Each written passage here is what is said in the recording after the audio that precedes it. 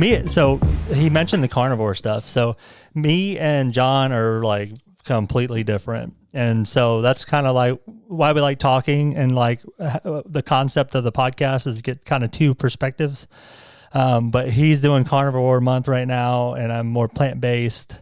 And we talked about that in Mexico. Opposite ends of the spectrum. Yes, and he hunts, and I like ride hoverboards, and we just had a nice argument about a hoverboard. We argue like a married couple. It's really bad. He's the female in the relationship. Yeah, but it makes for a good podcast, though. Except from the bedroom, huh? Oh my God, that was pretty good. All right, so Chef Bai. Yeah, I love that name too, Chef Bai. It works out, doesn't it? Yeah. So, Chef Bai, Courtney, my girlfriend, and I met you and your husband in Tulum on our last day. And we were drinking at the bar. Mm-hmm. And we realized that you two were vegan. And, you know, we vibe with that. Me and Courtney have been off and on vegan for a while. We know the swing of things. Stress the off part. Off and on. Yeah, I've been experimenting a little bit, but ultimately getting back to things for the most part. Yeah. I was like I think we told you last time, I was like the strictest vegan you could possibly be. And then I got a little relaxed in vegetarianism as you do. But anyways, we met you two, and then you had mentioned that you were a vegan chef. And we loved y'all, by the way. Y'all are a cute couple and all that. That was a fun night. Yeah, it was. And I like your husband as well. He's pretty funny. But you'd mentioned you wrote a book too on you got the book. What is it called? Cook Health, Go Vegan. That is totally a look. Okay. Oh, that's awesome. Thanks. That looks really good. So I wanted you to introduce yourself and like what you've been doing. You know, like your classes that you used to do in person, you might be doing now. Then you're doing them online, and then the cookbook, and just y'all's lifestyle. Kind of just a little summary. Yeah, no problem. So I'm a classically French trained chef. So I went to Le Cordon Bleu and worked and lived in San Francisco for a long time and worked under some of like the best like French culinary chefs. And then I turned vegan, and now I'm a vegan chef. So I basically have experienced polar opposites. I come from a line of chefs and butchers. Like my great grandfather was a butcher. My grandfather was a butcher. So I'm like the exact opposite of everybody that's come before me for the most part. But yeah, now I'm a cookbook author, which was an Amazon bestseller, which is pretty exciting. Come on now. Awesome. Yeah, I host a podcast too. It's called The Plant Remedy. And I'm a teacher and a private chef. And I just kind of like anything that has anything to do with food or helping people heal from food is what I'm all about. I have worked with thousands of people, helping them reverse things like type 2 diabetes, heart disease, high blood pressure, cholesterol, PCOS. I personally have endometriosis. And so that's kind of like where my vegan journey started, because I tried everything else and like, I just could not get the inflammation in my body out. And like, as a French trained chef, the last thing I wanted to do was give up like duck confit and like brie and Gruyere cheese, all these things that I think that I like needed to be like a whole person. But once I like kind of got rid of that attachment, my body just started to like completely change and be different than I had ever experienced. And, so it changed and saved my life. And after that, I was like, there's something to this. So I started really studying nutrition and learning under people like T. Colin Campbell and Dr. Michael Greger, and some of the people who have kind of like paved the way for the science behind plant-based food, and just like the healing power behind it all. And now I'm just doing my thing, doing what I'm doing. I got a book deal in the middle of the pandemic. It was like, thank God, this book deal just got plopped in my lap. And I was just like, so ready to just get it all out into the world. And I think people are scared of veganism because they're afraid that it's going to be limiting, like it's going to limit what they can eat. And I found that like eating an omnivore, more carnivore based diet is more limiting, because with a plant-based diet, you can eat like 10,000 edible plants, where when you're eating animal-based products, there's only like a handful of things that you just eat over and over and over and over again. So as a chef, it's just made me such a better chef. It's made me more creative. And I just like have more compassion for myself, for the world around me. and all that stuff. And I'm learning and growing every day too. I feel like I'm a forever student when it comes to nutrition and science and all this stuff, because it's growing and changing all the time. And I think the layers are being uncovered of our food industry and chemicals in our food, and like beyond just plant-based versus non-plant-based, just like all the toxicities that are in our life that are causing like billions of people around the world to be chronically sick. So yeah, that's the short version. That's a very good summary. I couldn't ask for anything better. That was a good podcast. Yeah. Appreciate the time. Appreciate you coming on. So I wanted to start probably on your book because were you a writer before? Was this already written and then you got the deal, or did they give you a deal and they worked with you to write the book? How'd that work?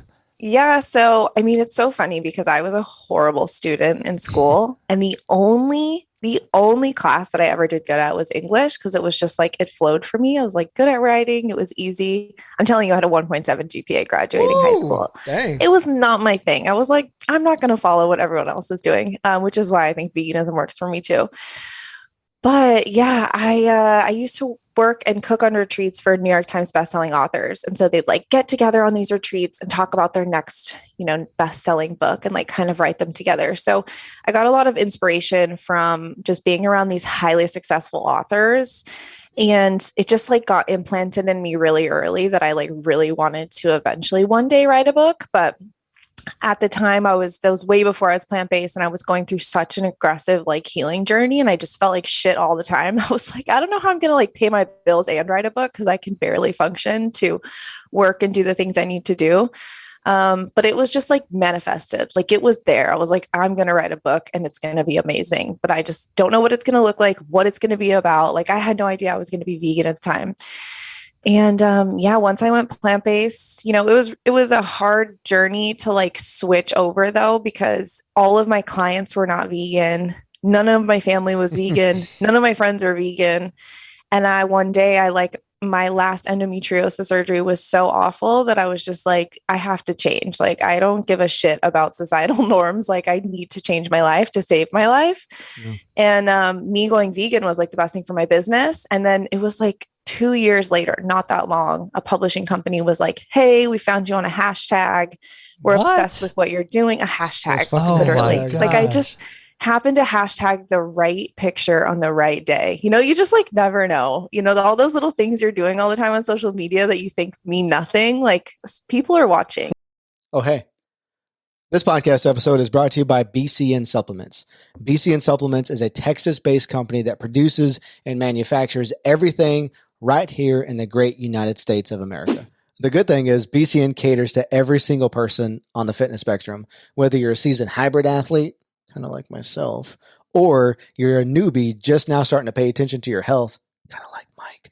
BCN has what you need to make a healthy choice. Lately, I've been using BCN's pre-workout mix, and to be honest, I'm not really a pre-workout guy because I don't like the way most on the market make you feel. The crash and that tingly feeling, but you don't get any of that junk with BCN's pre-workout mix. I've noticed I had more focus during my lifts and more energy to carry through my longer workouts, and that pump you get is it's amazing. Drop what you're doing right now and go to bcnsubs.com to place your order today on this pre-workout mix. They got vitamins and they got collagen, and be sure to use promo code CWJM to receive 10% off your next purchase.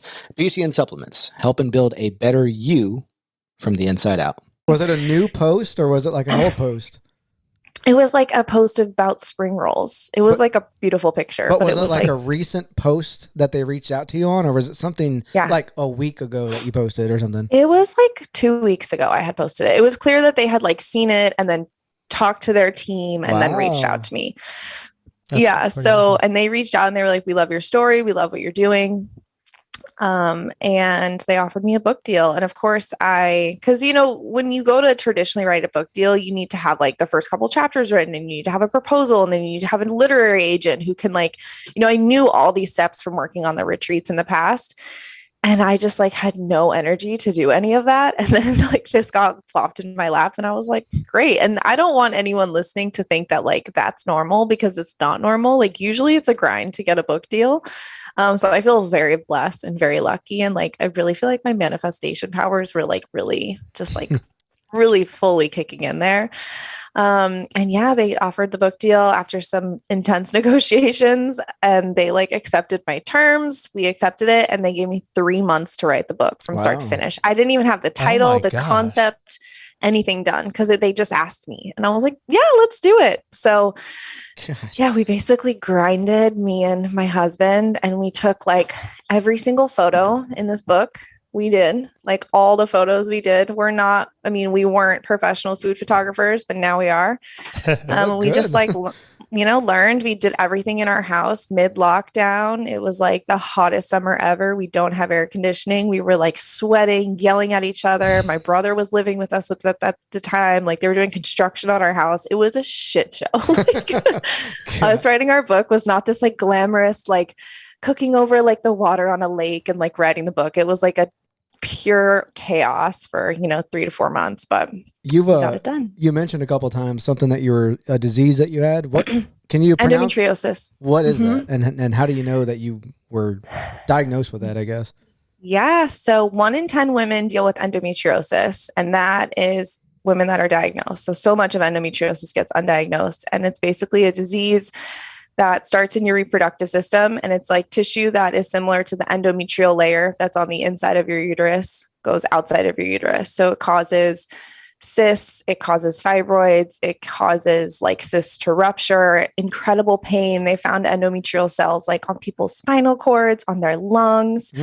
And so basically it just causes like extreme pain, fatigue, like the craziest symptoms, which a lot of time doctors will be like, it's just a painful period, like whatever, you're fine, here's some birth control, because there's not a lot of research around it. But 1 in 10 women have it. And, it's really messed up how many women are going through this. And there's just like not that much research. And so for me, I officially got diagnosed when I was in my 20s, but I had been dealing with it since I was 11. So I've basically been in chronic pain most of my life. And I just thought it was normal because that's what I was told, that it was normal. And I still have it. It's like something that is not curable, but I'm like on a mission to put it into remission, and where I'm like so close, I can feel it. I'm on like a parasite cleanse right now, because now I've been doing research around like the connection to parasites and endometriosis. So it's just like, and there's not a lot of research. And when you go to, specialists in the field and they don't know that much about it, you're like, okay, I'm going to be my own advocate and do all the craziest shit to like figure this out. Yeah. That's really good. And parasites and stuff. Have you looked into like long-term fasts and things like that for? I'm doing a 4-month parasite cleanse right now, actually. Oh my gosh. What does that consist of? Yeah. So it's a mix of like a bunch of different supplements and binders, and no alcohol, no caffeine, no sugar, no gluten. And I'm already whole food plant-based. So it doesn't feel that restrictive. Like I'm still eating all the things that I like for the most part. The hardest part is like no tequila, because I love tequila, as you know.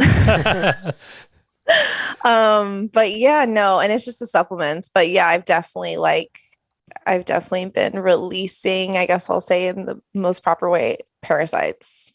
Really? And it's crazy. And you pull them out. They're like long. Well, you don't like pull them out. But, no. Like not in the toilet, but I heard they're like stringy things and stuff. So there's like a bunch of different kinds, and throughout the different stages of the parasite cleanse, you like actually see them, and it's a little bit traumatizing because you're like, holy shit, I can't believe that was just like living and feeding in my body. And the most interesting part I've noticed is that I'm not as hungry as I used to be. Like I used to feel like I could just always just eat. And I thought it was just like me, and I loved food and I'm a chef, but like, I think it's all the parasites. Like they were like literally eating all my food, And so I'm always feeling like I could eat forever. And all my friends would be like, wow, your portions are so big. And I'd be like, yeah, I'm just always so hungry. And I'm like, oh my God, like I wasn't even eating the food. Like the parasites were eating the food. So even after 1 month, it's January 28th. So I started at the beginning of the year. After 1 month, my body looks completely different. My skin looks different. I have so much more energy. I'm so much more clear. Like I'm less moody. Like it's just like crazy. And I used to live part-time in Mexico, and I grew up like in the country. So it would just like make sense that I would have like parasites. Like we all have parasites, but some people, it affects them differently, especially if they have like chronic illness or autoimmune disease. Is there like some, I hear of like bentonite clay as being something that goes through like your GI and pulls that kind of stuff. Is that in the regimen too? Kind of, yeah. So that's a binder is basically what that's called. Is it basically just like binds to different toxins and allows your body to expel them through your sweat. So there's like different detox pathways, which can be like through sleeping, through sweating, through pooping. So yeah, it's wild. It's like a whole, so it's like, there's like my beginning level, which was like going plant-based and getting rid of all toxic chemicals out of my house and like doing all those things and learning about that and like getting rid of the toxic load that my body's taking on from, hormones that are in dairy, pesticides that are in non-organic vegetables, like all that stuff, and like cholesterol that's in meat, and then taking all that out, taking out all the harsh chemicals in home products, taking out all the harsh chemicals that are in beauty products, hair products. Like if you think about all the chemicals that we're like loaded down with on a daily basis, like it makes freaking sense why everyone is sick. Because if you look at the height of the pandemic, everyone's bleaching their groceries before they're eating their groceries. Like it's crazy. Yeah. Like it's literally crazy, funny. So yeah. So I have a feeling when people listen to this, they're going to be like, I got to get these parasites out of my body. So where can they find like this treatment you're on, the 4-month treatment you're on right now? Yeah. So this is through a company called Cellcore, and it's you need to have like a naturopathic doctor or a doctor's like code or recommendation to order it. So if you feel like you want to, and it also detoxifies mold and other pathogens too, because like mold is also like being exposed to mold is also a big problem for a lot of people. What I would do is talk to your doctor or go get a naturopathic doctor and ask them about Cellcore. Because it's just like so intense that I wouldn't just like recommend anyone to do it unless you have like a really good reason to go this deep into a cleanse. So what were you consuming before? If you're vegan, it's mostly plant-based, and I imagine your sugar consumption and carb consumption was kind of low. So what do you think was causing the inflammation and all that before? Well, I love carbs, by the way. I just want to say that like carbs are great. We need carbs for energy. We need carbs for brain function. I think this like whole rhetoric going around that like carbs are bad for us is so damaging. And so like, I don't know, carbs are amazing. I love carbs. I used to fear carbs myself, but like now I'm just like, I'm leaning in. I love pasta. I love all the things. Okay. I was going to ask, what's your definition of carbs? Because it's kind of crazy. So there's like complex carbs and then there's simple carbohydrates, right? So complex carbs always, of course, like I love a good sourdough bread. I try to stay away from it, but like complex carbs like brown rice and quinoa and sweet potatoes and that kind of thing, like whole grains are complex carbs. And of course, like root vegetables, like fruit is so healthy for us. And then there's simple carbs, which is like donuts and refined flour and white rice and stuff. So we try to stay in the complex carbohydrate range because that's like where we're really going to get our energy, really good fiber, which is super necessary for gut health, and like all the vitamins that come along with that. Yeah. So I have to ask you about that. Uh-huh. What do you think, or what do you say to the proponents on the other side of the spectrum that are thriving off of no carb diets or little to no carb diets? They're not eating rice. They're not eating vegetables. I'm not even talking about carnivore. We can just use keto, for example, or portion or dirty keto. What do you think about that? Because it's like the upper, what? You knew this was coming, by the way. I love it. Let's do it. Yeah. So what do you think's the difference? Well, how come? Is it just because different people can thrive off different things? I think that keto is you're risking your long-term health for short-term gain. So people can feel great on keto diet, but like it's not good for your heart. It's not good for your longevity. You're putting yourself at much higher risk for heart disease, type 2 diabetes, high blood pressure, high cholesterol. Like short term, you can lose weight and have energy, and there's evidence to back that up. But there's also evidence to back up the fact that like you're clogging your arteries if you're only eating high fat, high animal protein diets. It's so confusing because there's science and arguments for both sides. That high saturated diets are really good for your heart. If you follow like Paul Saldino or Sean Baker, all those doctors around the carnivore diet, it's frustrating as someone who's not a doctor or not a nutritionist. By no means am I that, but it's like I read some stuff on veganism and then I'll read some stuff on Dr. Sean Baker, who's like, you need saturated fat. Like saturated fat is like above all really good for your heart. But cholesterol's not.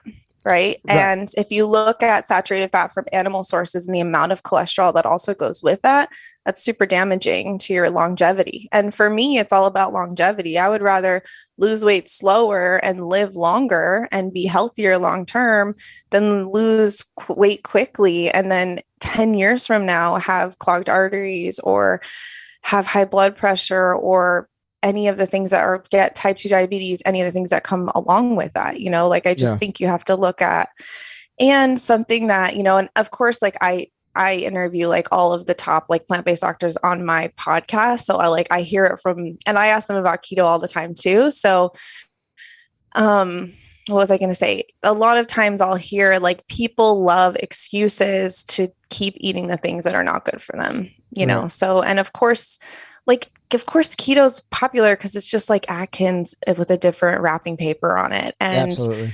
It's just people love to be validated to eat the things that they continue to eat. Right. And I think that when we look at like paleo or keto, like the thing that I think is good about it is it gets people away from processed food and it gets people away from, eating things inside of a wrapper, candy bars, stuff like that. But when we also look at the other side of it, like the environment and like the demand for meat, like we literally can't keep up with the demand for meat. And these popular diets like keto and paleo and carnivore is like destroying our environment. Like we can't keep up with it. 60% of the grain that we grow in this country and around the world goes to feeding livestock. We could literally solve a lot of hunger issues and we could solve a lot of our supply issues if we just like cut out that middle source, which is the beef and the pork, and we just like directly ate the plants, right? But we're feeding it to them. We're giving them so much of our fresh water in order for them to live. And through that, we're also polluting our freshwater sources. Like half of our freshwater sources are completely polluted and totally fucked in the United States because of the agriculture industries. And it's not just animal agriculture. I will say that like spraying glyphosate on everything is also contaminating our water, but we really have to look at supply and demand and be like, okay, maybe keto is like temporarily great for me right now and I'm feeling great, but like in my personal opinion, it's a selfish way to live because we have to think about our kids and like what we're leaving behind. And it's so much more than just like the 10 pounds we're losing in this month. There's like so much more responsibility about what we're eating than just about us. And that's like the biggest thing that I've learned. I went vegan for me, but like for my own health, but I stay vegan and I stay plant-based and always a student, like I said, because I'm fucking nervous for what's going to happen in 20 years because like nobody's changing, know?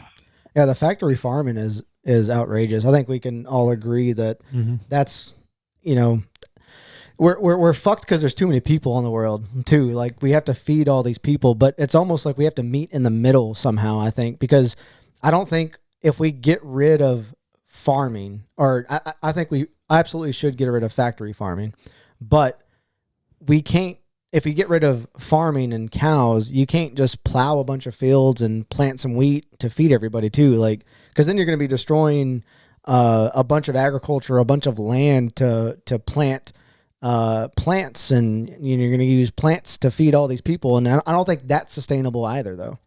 Well, I mean, but you can use like cows without having to eat them, right? Without having to slaughter them. You can use them to like fertilize the soil and be really great for the soil without having to use them for food. And that's like very true. And the reality is there are so many people and we can't keep up with meat production. And 95% of all meat that's eaten comes from a factory farm, 95%. So as much as you want to be like, I try to buy, grass raised or whatever, like pasture raised, like at the store, the reality is when you go eat a burger at a restaurant, that's a factory farm burger, even if it says it's organic. So it's like, you have to make choices. And the problem is we're making excuses for our choices by saying like, oh, but like I eat organic when I can. It doesn't matter. Organic is still factory farmed. And like, of course, the whole world's not going to go vegan. I don't expect that to happen. But I think it would be really nice for first world countries like ours to take a little bit of responsibility and stop taking like governments and our politicians to stop taking money from industries like the meat and dairy industry and actually look at it constructively and be like, what are we going to do to fix this super broken, horrible system that's not only fucked up for its citizens, because the number one killer of people in Western countries is heart disease, which is caused by high saturated fat, high cholesterol diets, but it's also killing the environment. And it's the most non-compassionate, fucked up industry that we're just like, it makes no sense. Like, I just don't understand how it got this bad. And I'm just like, I get hyped. Sorry, guys. No, man. It's good stuff. I still am. I'm like, everything you're saying, I'm like, all right. But, it's even worse because if we did decide to like go and plant all these vegetables, like the land's fucked from monocropping and putting glyphosate all over, the land. So basically, you do need the cows and the sheep, everything to replenish the soil, because the soil's, we don't know how fucked the soil is. You can't plant certain things on there because it's dead basically all the way down. I totally agree. But very good points. I knew he was going to get into that a little bit, but it's really good to debate to try to, Yeah, absolutely. Figure out. I think it's great. The other thing I wanted to ask you too is, what are your thoughts about having, when you're cooking vegetables or plants that are designed to ward off other insects from biting them and stuff like that, they release some type of toxic chemicals to avoid being eaten, versus, animals, they have teeth, they have legs to run away, and they have claws to fight their prey or their, the things that are chasing them to eat them. Plants, on the other hand, they have chemicals and toxins that they release to ward off other birds and insects. So when you're cooking that and eating them, a lot of people say, such as Paul Saladino and Dr. Sean Baker and all the other guys, they say that you're eating these toxins that are really bad, and they're bad for your heart, they're bad for your organs and your brain and all that stuff. So I'm sure that's talked about some on your podcast a little bit too. So what is your thoughts around that? I'm just going to take a deep breath. So I'm new to this study, and I was like, I go into everything with an open mind. So listening to so they say a plant, if like a giraffe was eating a nearby tree and the wind were blowing in those plants' direction, it would smell a predator, and then it would change the chemistry in itself to where the leaves would taste like shit. So it would void off the predator. I've never heard this shit ever, but he's getting really into this carnivore stuff. But have you heard of this at all? Like, it's... Okay. What about, I'm going to come back with, I'm trying to think of how I'm going to respond to this. What about all of the animals that have been living on planet Earth off of plants for so long? Like, what about that? Animals have different guts and different intestines, and they process that a lot differently. Like we don't have carnivore teeth. Look at our teeth. These are not carnivore teeth. Our teeth aren't carnivores. They're omnivore teeth. Right, which means that we can process plants. Absolutely. We can eat them. I think from his history, we've evolved to be able to eat plants. But I also think that, our primal days, when we discovered fire, that we were mostly eating meat. There was a study that was done on barbarians and what do you call, like the gladiators, those kind of days. They were showing that they compared the gladiators versus a tribe that mostly ate omnivore. So they ate a mixture of the gladiators also ate omnivore, but they also ate more meat. And they were showing that their bones were stronger, and they looked healthier eating more meat versus the other people that they studied. So right. And again, I'm not trying to like bash So vegan. no, it's fine. I like this because I think it opens up conversation that's necessary. Do we want to have a lifespan of 35 years? Because that was their lifespan back then. Also, they didn't have availability to like go to the grocery store and like buy lentils, right? They could only grow the seeds of what they had, right? They only, it was such more limited availability. And I think that this argument of comparing ourselves to Neanderthals is ridiculous because they were also like, what's the word? Or they ate each other? Or they ate each other. What is that word? Cannibal? Cannibal. They were also cannibals. Yeah. Like when shit hit the fan, they would eat each other. Like, I don't want to be like that. You know, I want to be like peaceful living in.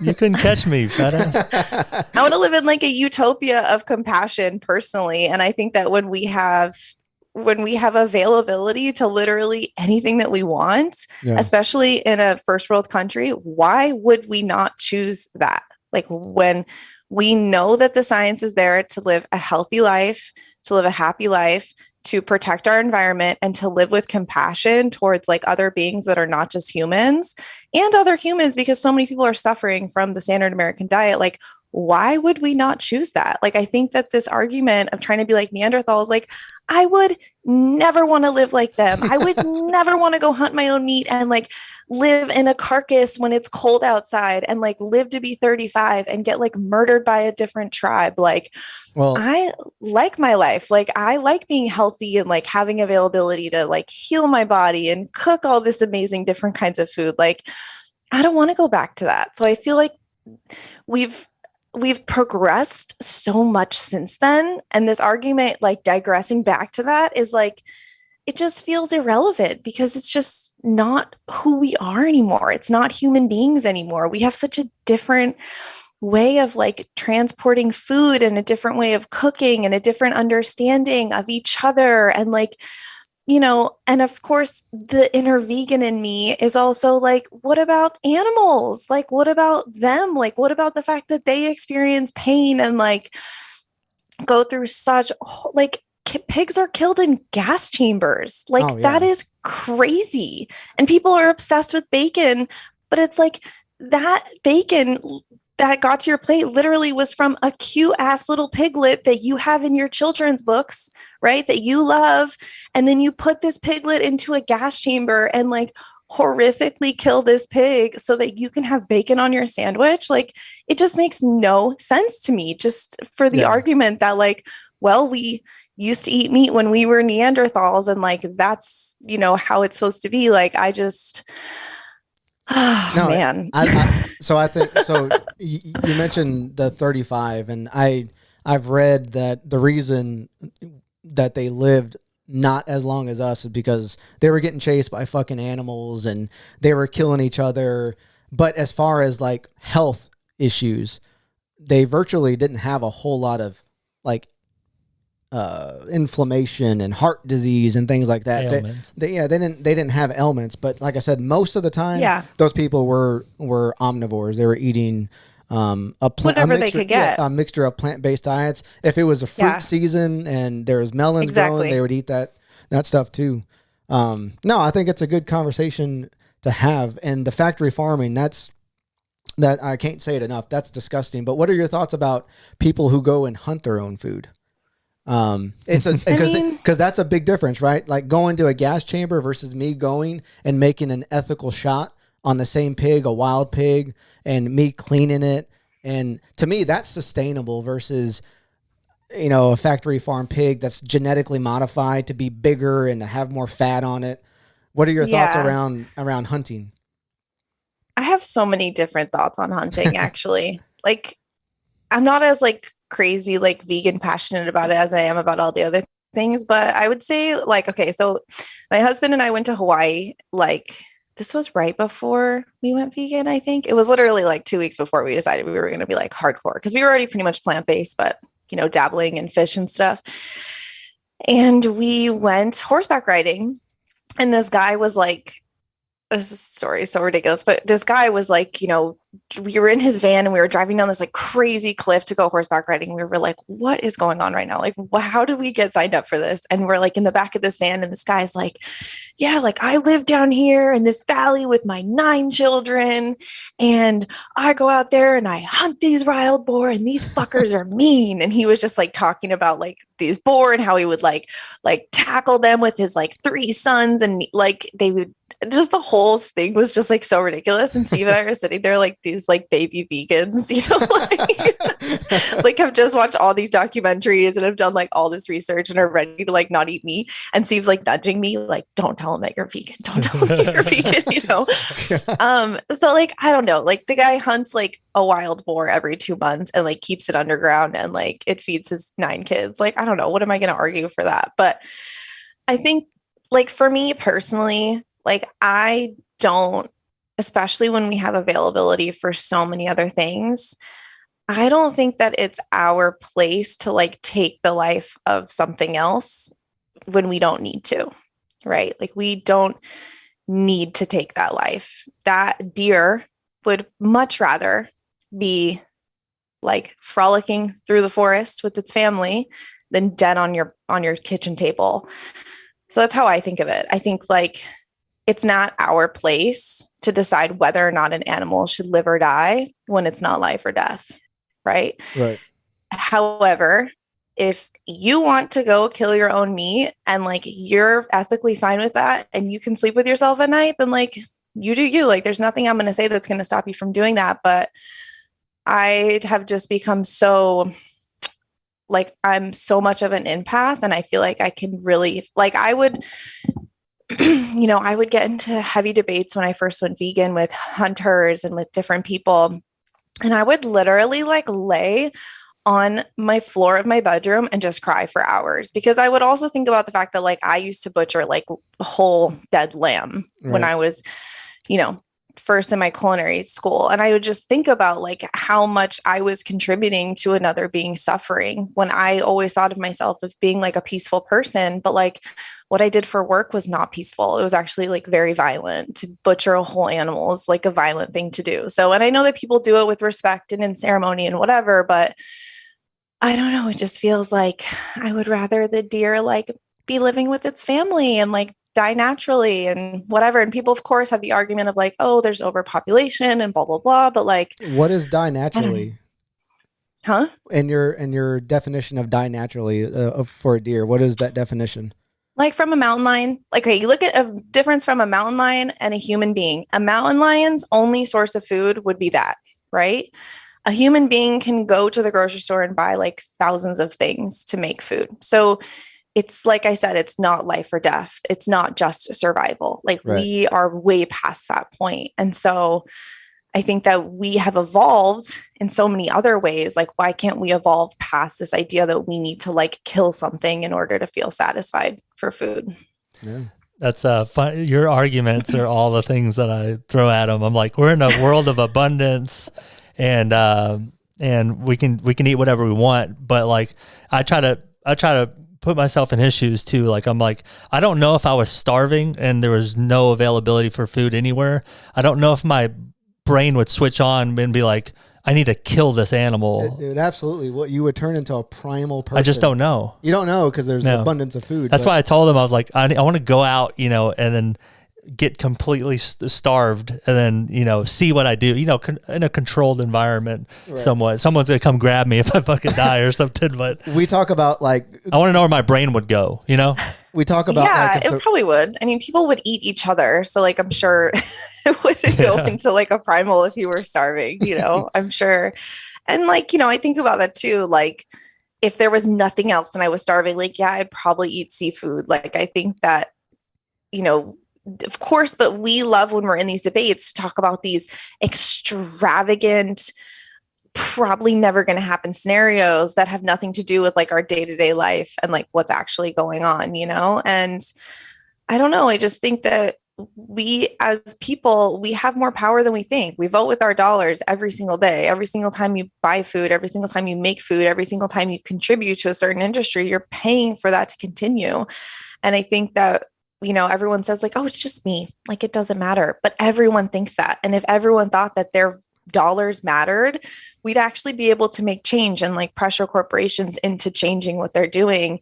And one of the biggest industries that's causing like the most harm right now is like the fishing industry. Like it's just That's crazy. Terrible. There's this horrible documentary. I forgot what it was called. I tried to reach out to the creator, but all the bycatch that occurs whenever, they're going for tuna and they just, all these dolphins die. I don't forget. It's on Netflix. It's a really Seaspiracy? I think so. Yeah. I think that's it. Is that where they're talking about the bycatch and they show those fucked up videos of killing dolphins? Horrible. Yeah. Like it's not just that either, right? Because what happens is when you're killing all these predator fish, so like swordfish, tuna, salmon, sharks, people are killing sharks for food, right? So when you're killing all these predator fish, you're getting you're getting all of the smaller fish and all the algae, and you're just fucking up the whole ecosystem, right? So you're killing all these predator fish. So you're fucking up the ecosystem. There's that. And then there's also this thing called bottom trawling. So what they do is they basically just like release these nets with these weights on the bottom, and they bottom trawl. And what they do, what is this statistic? It's like 8 times more clearance than they do of the rainforest every single year for bottom trawling on the ocean. So that's a lot of what's like killing the coral, and that's what's getting turtles and dolphins and like all of these things that we like know and love. But like every time you like order sushi, you're also like paying to kill dolphins and also like birds, like, natural birds that are like living above the ocean and flying around. They get caught up in the fishing nets too. So it's just like the most destructive industry. Like it's just tearing and it's literally just like literally taking the life out of our oceans. And it's scary because it's international waters, right? So there's not a lot of regulation that goes behind fishing. And it's just like, it makes me nervous. Yeah, the fishing, that's something I 100% agree with you on. But also, the same thing happens whenever farmers are cropping their fields when they're so my family lives out in West Texas and there's a wheat field, literally right next to it. And I forgot you guys are in Texas. So you can see the tractors going and there's all these birds waiting around for them to clear a path. So when they clear a path, there's all these bunnies, there's all these little squirrels, and this combine is just literally decimating all these animals, and that's the same thing. Not the same thing. No. They're not catching animals, but there's a byproduct of producing this wheat for people. So I understand that. Yeah. I'm not defending the fishing industry at all. No. There's just like a couple different ways to look at that too. So when you look at, especially when we're growing wheat, right? Like commercial wheat is one of the most toxic crops that we can grow because of the amount of glyphosate that is sprayed on those crops. So the glyphosate alone kills more animals than I would say just clearing the land would. And it also kills more people because when you look at people who are living, like I had a client who lived next to a wheat field in Texas, and this woman had cancer 8 times. Shit. 8 times she had cancer, and she ended up passing away from her cancer. And she like couldn't figure it out. She's like drinking alkaline water and totally plant-based and like doing all these detoxes, and then she'll go into remission because she'll leave her house and go somewhere else, and then the cancer will leave her body, and then she'll go back home with her kids, and then boom, she has cancer again. So you really have to think of like the environmental damage that these non-organic, and of course like not anything's perfect. And I think that's something that's should also be said is like nothing's perfect. Human beings to survive are causing harm. Like it's just part of it. But the thing is like, I would rather eat something like wheat that kills much less animal life than directly paying to kill an animal every single day. Right. And when you look at like the amount of life lost, it's much less when you're going for plant-based than if you're actually eating the animal itself. So you kind of just like have to make your choices, and nothing's perfect, right? We can't argue that eating plant-based is never causing any harm because that's not true. But like we have to choose the lesser of two evils and make the best choices that we can with the information that we have, and be willing to just get a little bit uncomfortable, to get out of our routines, to try something new. And maybe going plant-based isn't your thing, but like, I bet you could eat plant-based 3 days a week and still have a great impact on what that does. Like eating plant-based for one day saves 1,100 gallons of water in one day. Imagine if everybody did that twice a week. It would be like a much different impact that we would all have daily, like our daily impact on the environment and the world around us. So it all matters. Oh, you're right. That you were talking about the spraying the glyphosate. The people that go in there to spray it are like fully Tyvek'd up, like spraying it. I mean, and there's a lot of stories of it messing up people's reproductive organs, being in the area. And all they have to do, in some cases, is like move away, and then they'll start to get, there were some people that couldn't have a baby, and they just could not figure it out. They ended up moving out of the area, and they started to they had a baby, but they were getting tests done on markers on their I think it was like as a man a sperm count, and he had like none. Damn. And so that's crazy. And so they realized he lived next to this area, moved away, and the sperm count started to work its way up, and they were able to have a baby. But shit. It's like it's heavy, man. And I'm on your vibe. I want him to talk though, because I know I love this healthy debate. Yeah, I think it needs to happen more. Most of the time, it's good. Like most of the time when you see people arguing on Instagram, it's just like, well, fuck you and you're fucking wrong. I like having this spiritual debate because comment sections suck. Yeah. What do you say to, there's a bunch of studies on vegan people who go vegan always revert back to it's like some crazy high percentage. I forget what it is, like 70 or 80% of people who go. Do you know who Tovar Sorelli is? No. I just ran into him. I heard him on Dr. Paul Saldino's podcast. He was vegan for 10 years and, had all the beliefs of saving animals and all that good stuff. Love the ex-vegans coming out. Yeah. And then so he came out and he has a book on hunting. He became a hunter. And that's what his thoughts of sustainability is. Radical lifestyle change there, huh? Yeah, yeah. But I mean, we've heard a lot from these carnivore people. They're like a lot of them are vegans, so they just put like polar opposite. They just switch. Why is that? Why is there such a large amount of percentage people that, or even maybe they might not switch, but they'll fuck around like someone I know or used to know. Right. Used to know. Huh? You guys, we don't live in a vegan world. It's very hard to be vegan in a world that is constantly reminding you how hard it is to be vegan. And that's something I see with my clients all the time. Like being vegan in a world where no one fucking supports it is one of the most vulnerable things that you can do. And it's very radical for some fucking reason. It's looked at as very radical. Personally, I think that like continuing to kill animals and like do that is super radical. I think that's a radical lifestyle. But it's radical to ask someone at a restaurant when you're sitting down with a bunch of carnivores to be like, can you make me a vegan meal? Is like, oh, here she goes again, ordering her vegetables. Bitch, shut up. Like, we're trying to eat our steaks. Like, literally. Yeah. So it's hard, like when we first went vegan, like we couldn't have dinner with people because it's not like we were the people that were like, now we're kind of those people, but we weren't the people that were like, oh, we can't like eat when you guys are eating meat. Like we were trying to be like as like open and accepting as possible, but people would just like sit down and fucking grill us. Like it would be like this conversation, but not respectful and just mean, you know? Grilling us while we're just trying to eat or while we're having beers with people. And it just got to be so awful to the point where like a lot of our old friends that we had before we were vegan, we barely hang out with because when we start drinking, they start to just be assholes to us. And I imagine that's what a lot of people go through. Or if someone who, let's say, has been vegan for 10 years has an idea of maybe not being vegan, they're going to find a million things out there that's going to support the argument for them not to be vegan.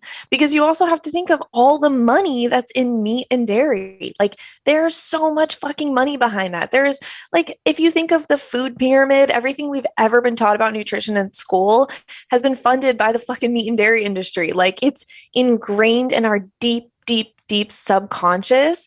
And it's such an intense unlearning that we have to go through to eat plant-based that it's like, of course, people fall off the wagon being vegan because there's nothing in our society that's supporting it. And now it's different because there's more resources. There's more people changing their minds. There's more chefs that are making vegan food incredible, like myself. Absolutely. But, like it's hard. It's hard to be vegan. And there's everyone, of course, also knows their one friend, Sally, who went vegan and was super unhealthy, but like didn't do it in a proper way, wasn't balanced, didn't know enough about nutrition because like we don't go through nutrition classes when we're younger. We don't understand, how important like all of our different macros and micronutrients are. Like we just don't get it. All we think is all we need is protein, but we don't understand the importance of fiber and vitamin C and calcium and where you can get iron, how if you have an iron deficiency, what you can add to your food to have better absorption of iron. Like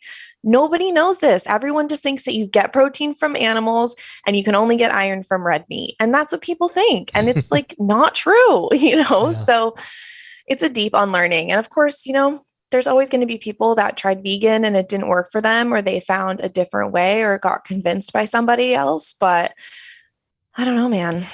Yeah. It's hard. It's hard out here. It's so hard being a vegan or was being a vegan in Texas. It's like, oh my God, everybody I work with hunts and they eat meat, and it's like, I'm like way different. So like, I think you live in LA, is that right? San Diego. So I imagine there's a lot of options there, and there's a lot of vegans there. So it's like, it feels pretty good, and then it's easy to stay on track. But man, my worst regret ever, because I used to argue.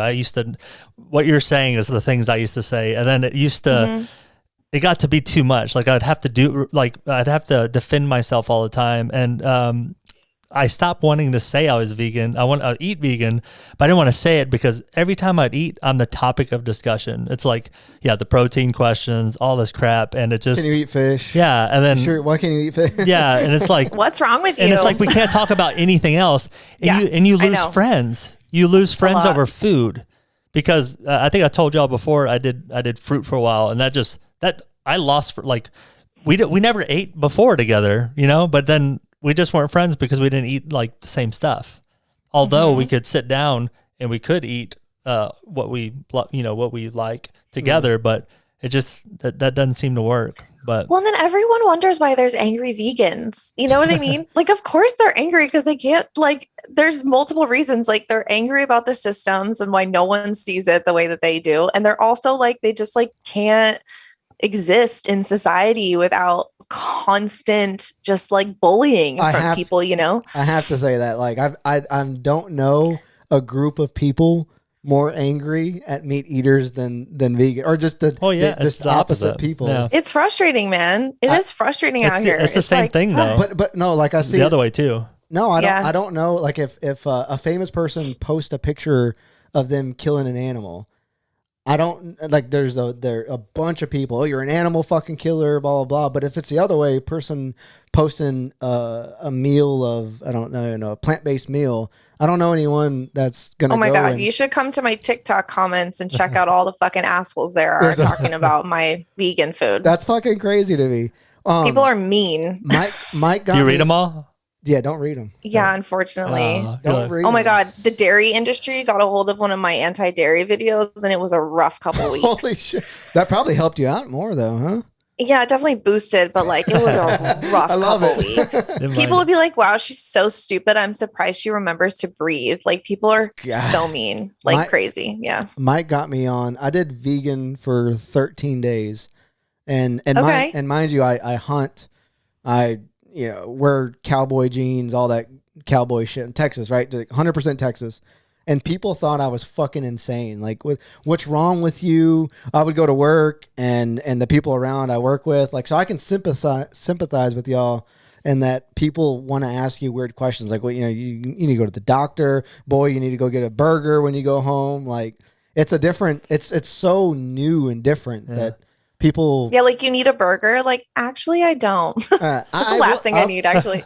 I will say I felt pretty good. I don't think I was doing it right 100%. Yeah. I probably you should do a month. what I would do if I were you, this is what I say to everyone who's skeptical. Get your blood work done before you do it. And then do a month of eating plant-based, and not just like whatever plant-based, like a balanced whole food plant-based diet where you're also taking a B12 supplement. I mean, everyone should take a B12 supplement, vegan or not. Do it for a month and then get your blood work after and see what happens. So here's my promise I'll make to you. Chef Bai. Mm-hmm. I'm going to do this. She's not going to do the opposite. No. I'm not going to tell her to do anything, but I'm going to make a promise. I'm doing carnivore and fruit. So it's World Carnivore Month. I don't know if you're aware of that, but that's so stupid. I'm sorry. January, so dumb. January is World. No, it's Veganuary, World Carnivore Month. Like, what are we doing? Like, we're in an environmental crisis. What the fuck is going on? Is January vegan month too? Dude, it's been Veganuary forever. I'm sorry. I don't want to say stupid. Okay. All right. But these carnivore people are driving me nuts, but it's okay. We all have to coexist. You might change him. Let's see what he has to say. Okay. So I'm going to do this for 3 months. Okay. Your cholesterol is going to be off the charts. I'm going to take my blood. I got an appointment next week to check my blood because it's pretty much, I'm just starting now. But I'm doing mostly meat that I've either hunted or we've raised, not I've raised, but my family has raised personally. So we got our own cows, grass-fed, grass-finished, all that good stuff. And I'm going to eat fruit. And then in 3 months, I'm going to be blogging about it, and I'm going to check my blood and all that good stuff. If it's vegetables? No, only fruit, like mangoes, bananas, some apples, not a whole lot of apples, but and berries, like blueberries and blackberries. I'm going to do that. And at the end of the 3 months. And just meat? And just meat. Eggs. That sounds awful. I'm sorry. It's actually really good. Even before I ate, before I would be like. But if it's bad, if my markers are bad, I'm going to rethink this whole thing. Because what I think people can survive. I follow this vegan runner. He's an ultra marathon runner. And what's his name? I forget his name. He has like I think I know who you're talking about. He has a different. He doesn't go by his name on Instagram. Is it Reeves? No. Tommy Reeves is one of them. But anyway, there's this other one, and he thrives off running long distances. And I also follow this other guy. I know what his name is. It's Low Carb Runner, and he does mostly meat, but like kind of like a keto diet. But it's like a clean keto diet, and he thrives off of it. I think our bodies, everyone can thrive off of different diets. Like you might be thriving off a vegan diet. This other person might be thriving off of a carnivore diet. What about longevity? That's what I'm the most interested in. I'm the most interested in longevity, right? Like I lost my grandparents early to like freaking type 2 diabetes, heart disease, cancer, all this shit. So what I'm the most interested in is longevity. I don't care who runs a faster marathon, whether you're vegan or carnivore. I want to know how long you live to fucking watch your grandkids grow up. So that's what I want to know. So my rebuttal to that is most of the studies, like the Game Changers documentary, like the Game Changers documentary was promoting the plant-based diet. But what they don't mention is that most of the studies that they were citing in that documentary were people that were mostly vegetarians. Like so that's vastly different because you can get eggs, and I'm not sure what else you can get on the vegetarian diet, but you can get... It's eggs and dairy. Yeah, you can do eggs and dairy. But so most of the studies that I've seen with high cholesterol and stuff, those studies are being produced with people that are, eating meat, but they're also consuming a lot of other shit like Cokes or fries or bread and all that other stuff. So they're comparing people who eat meat, but they're also comparing people that eat meat with other shit though. You know what I mean? Like, yeah, but like what's the main part of that meal? It's a burger. Yeah, but it's also processed bread and like or fake bread, and then you're getting canola oil fries, and then you're getting a sugar. Yeah, I think canola oil is absolute shit. Like any of these processed oils are absolute shit. They're so toxic for us. I totally agree. I think processed foods in general are just like fucking ridiculous that like all these companies add canola oil when you don't even need to. Yeah, but again, we're talking about like big business. We're talking about gangsters in suits. So like from a longevity perspective, I want to see a study done on someone eating, like someone do a study on Dr. Paul Saldino or Dr. Sean Baker, and they've been doing it for, I don't know, 15, 20 years. They just need healthy debate. You need an expert like Chef Bai, and then talk to this guy. We just need more debate to really narrow down these things. But the bad thing go ahead. Oh, I was just going to say, I think, as much as we want to debate science, as much as we want to have this like 90-year study with 40,000, 50,000 people, I think the most important thing to come back to, because our listeners are probably hella confused right now. I think the most important thing to come back to is like, what's the most compassionate way that you can live your life? There's no study that needs to be done to show the most compassionate way to eat, the most nonviolent way to eat, and the most compassionate thing that you can do for the world around you, the environment, and for your family. And there's no debate that needs to be had. Yeah. I like it. I like it. Let's shift real quick as we move on to the end. So while we're in Tulum, you were saying that you used to. Oh God, what was I saying? No, nothing bad, dude. You showed a video. Check out this video. You were talking about y'all did a lot of cooking classes in person, and then COVID kind of messed that up. But then y'all started thriving on the online classes. So how's that going right now? Yeah, we've been like shifting around. It's been really interesting. The online classes at first were like great. So we've probably taught 20,000 people online since COVID started, like live. So not including 20,000 followers. That's awesome. On Zoom.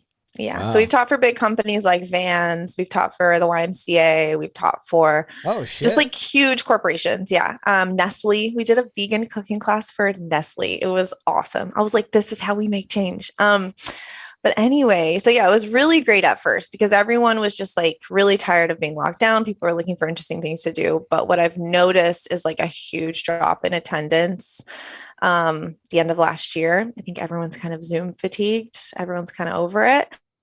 So we've kind of shifted focus a little bit. And now what we're doing, we used to do weekly classes. And now what we're doing is monthly master classes that are also paired with a cooking class that are virtual. We've had a great response for that. Last month, we taught a natural detox masterclass called Release and Revive. And that was all about like opening up your detox pathways, mainly because I'm doing that right now. So I was like, I'm so interested in all this. I want to talk about it, but also talking about like our toxic load, how to detox our body, and the idea that like our bodies are constantly detoxing. The idea that you need to do a juice cleanse or something to detox is just ridiculous because we are always detoxing. Our bodies are these amazingly smart healing machines that are constantly working and constantly moving and constantly on. And so is this idea that we can like support that detox system and also understand how much toxicity is in our daily life, understand our individual toxic loads, and then kind of like change our lifestyle so that we can detox and support our body. So that was our most recent one. And I'm actually going to make all of our master classes available on our website for purchase if there's just like one that you want to do, but we have an online membership. So everything's included in the online membership. You get like all of our past classes. So every past class we've done. So there's like 50 classes in there, I think, inside the membership, and just like lots of resources for people who want to, and it's not just, I also want to say it's not just going vegan. Like there's so much more to it. It's like enjoying how to cook. It's enjoying how to go to the grocery store, understanding how to meal plan, how to season food correctly. Like there's so many parts of cooking that people are afraid of. And what we're trying to do is just kind of like demystify it and just show people that it's one of the most primal things that you can do for you and your family is to cook for your family. And you don't have to be a professional chef to make great food. And that's kind of the whole point of our membership. So our next class is in February, and we're doing it all around like self-love. And I always say that, meal prepping is like sending little notes of self-love to yourself. Future love notes, right? And so we're doing a whole like meal plan. I'm going to like break down how I do meal planning for everyone. And then we're going to make like a really indulgent meal because it's, all about self-love. So that's that one. And then in March, we're doing a kitchen revival class, which is basically we're going to clean out our kitchens all together. And we're going to talk about nutrition labels and processed food and just like clean it all out. So it's not just for vegans. It's for everybody, anyone who just wants to get healthier and think about food and just like be more connected to the food that they're eating and like the process of cooking that food. Yeah. Are y'all going to eventually shift to in person? Is there a want from that from your audience, or do you like? It's amazing now with the social media. Like you can just you don't have to do in person stuff. But I imagine there's a little more intimacy with in person. I don't know. Like I used to do like retreats all over the world, and I used to do a lot of in person stuff. But like to be totally transparent, there's just so much less money in it, and it's so much more work. Oh wow. Because you were like going shopping for all these materials to house many people at your actual home, right? So y'all were chopping the same things and making the same meal, right?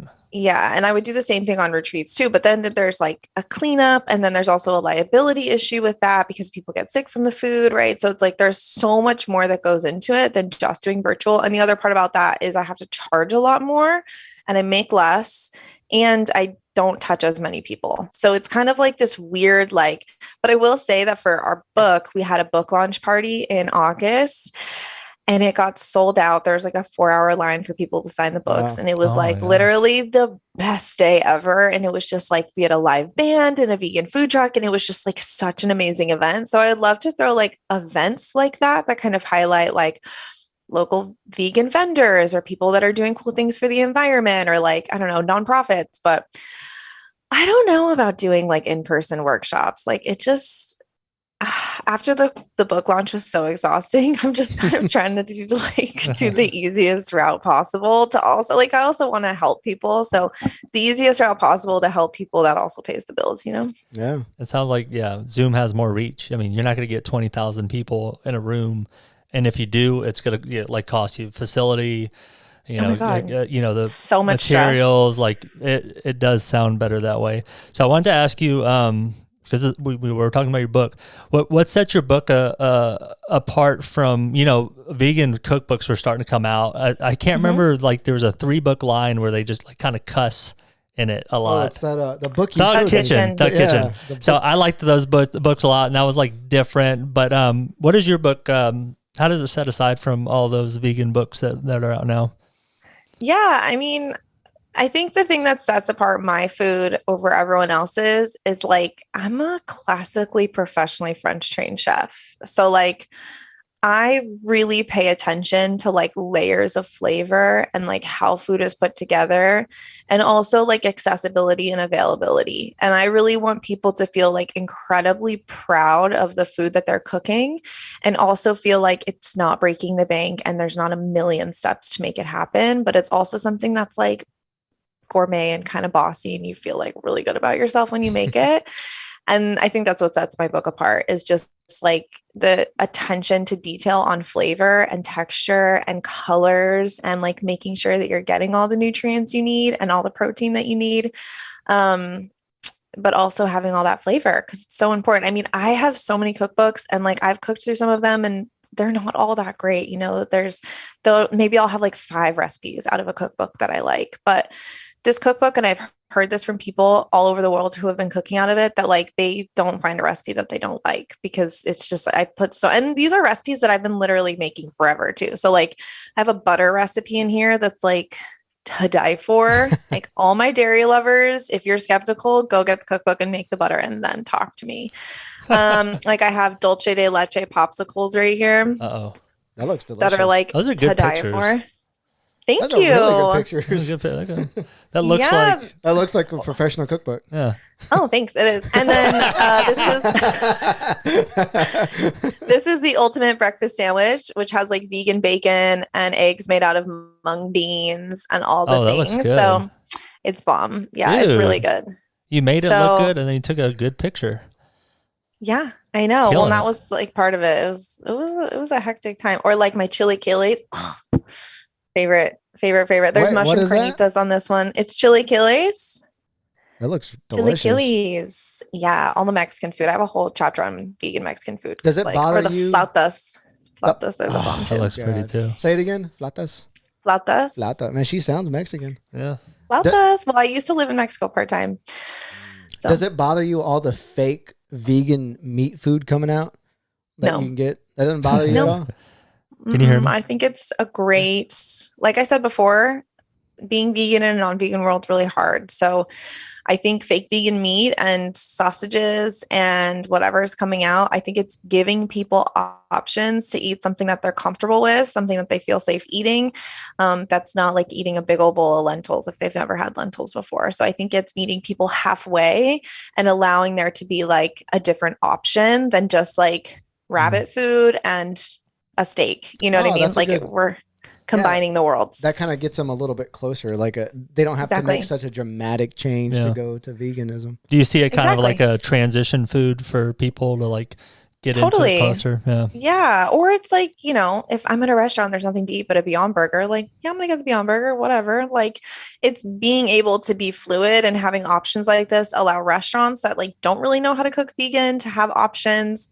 Although I think that chefs should just like get over themselves and make some decent plant-based options at restaurants, but like that's for a different podcast. But like, you know, like I think it's great options. I get so much flack. Like I have so many, like I have a shredded vegan meat made out of hibiscus flowers on my TikTok. And there were like hundreds of people commenting like, I don't understand why vegans try to simulate meat when they hate it so much. And what people need to understand is like, I've never met a vegan that's vegan because they hate the taste of meat. They're vegan because of their health. They're vegan for the environment. They're vegan because they have compassion for animals. It's not because of like the actual flavor or like the actual thing inside the sandwich. It's because of like what it actually is before it's inside of a sandwich, right? And so we want to look at how we can like simulate flavors that we love, respect cultures, respect ways of seasoning and spicing things while also respecting our bodies and the environment. And we can do that by having meat alternatives that meet people where they're at. You know, we can't expect someone to go from 0 to 100 overnight because that's just not how we work. I love it, man. You've so we're getting close out here. I know we're running over. We should get together and eat some steaks and you're inspired me to, you know, tighten up and get back to it. Everything you said, man, was my life for so many years. Thank you for doing that. I appreciate it. So moving forward, what are your plans going forward? Do you think you're going to release another book? What's the future for Chef Bai going forward? What a conversation. Yeah. Right after this, I have a meeting with a brand new PR agency that we're onboarding. So I'm so stoked about that. They're going to help us get in front of like millions of more people. So I'm really, really excited. And yeah, I think another book is definitely in the works. I actually have a proposal that I'm going to send to my publisher pretty soon. Although I just recovered from the last book launch. So like my husband's like, are we really doing this again? But I'll give you guys a hint. It's based off of one of my viral TikTok series. And I think that we could write it really quickly and just make it happen. So yeah, I think another book, I'm really leaning into making more money and working less hard. I really see money as like a currency that you fall into rather than something you try to obtain. And so, yeah, I've been working my ass off for 11 years. I've been in business for 11 years and I'm really just trying to do less, make more, have more impact. And I don't have a plan. You know, everyone asks what my plan is. I don't know. I'm just kind of going with it. I'm creating content. I'm helping people that reach out that need help. And, yeah, hopefully this year, I really want to create a program that can help people do what I do, that can help people become content creators, that can help people create an online food business. So I'm looking at that because I think I can do a lot of good, but I think if I can teach people to do what I do, I can do even more good. So yeah, hopefully another book. I don't know. I want to travel. I'm like so sick of this COVID regulation stuff. So the second that things kind of chill out, I'm going traveling. I'm going to Europe. Dude, we Courtney and I are big travelers too. So we saw that Europe is starting to open up. Well, England said that they're dropping a lot of restrictions and stuff. Denmark, so we're getting pretty excited because we were getting a little bored with domestic travel. But, you know, we have a lot of good states and stuff when we had opportunity to do some of that stuff when we normally put on the back burner. So the book, do you think there's going to be another cookbook or is this going to be more of like a memoir type of book or what do you think? Well, it's like somewhat memoir-y. Like if you read the introduction, I talk a lot about like my story and like my ethics and like my standpoint on things.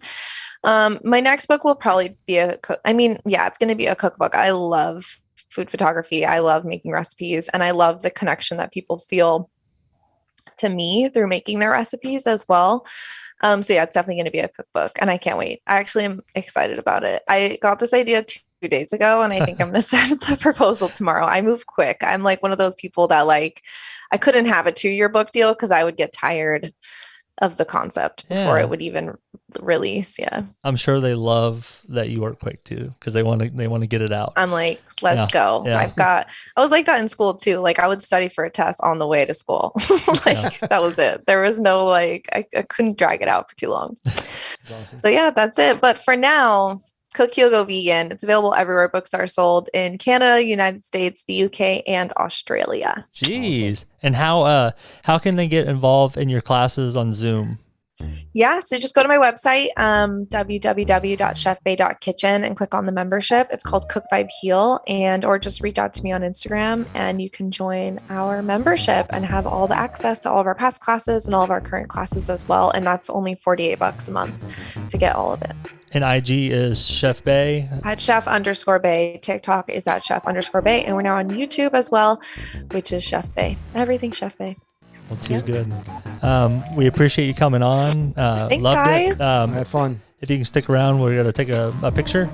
Yeah, and sounds we'll good. be done. All right. Okay, cool. Awesome. Thank you. Thank you. That was fun.